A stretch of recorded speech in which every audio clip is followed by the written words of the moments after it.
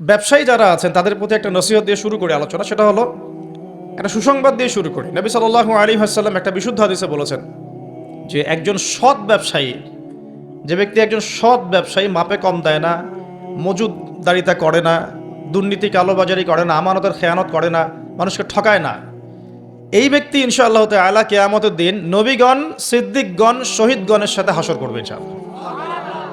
তাহলে ব্যবসা করে জান্নাত পাওয়ার সুযোগ নাই? আছে।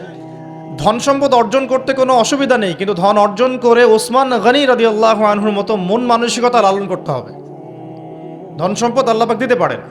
যখন আপনি ব্যবসা করবেন, হালাল ব্যবসা করবেন, মাপে কম দিবেন না, পণ্য মজুত করবেন না, ইচ্ছাকৃতভাবে মার্কেটের মধ্যে কৃত্রিম সংকট তৈরি করবেন না। কৃত্রিম সংকট বোঝেন? এই যে একটা রাষ্ট্রের মধ্যে যখন ইকোনমিক একটা ডিজাস্টার তৈরি হয়, এর একটা বড় অংশের জন্য দায়ী হচ্ছে কৃত্রিম সংকট। ইকোনমিক্সের ভাষাটাকে কৃত্রিম সংকট বলে। মানে সমস্যা আসলে কিছু নাই, কিছু মানুষ সমস্যা তৈরি করেছে।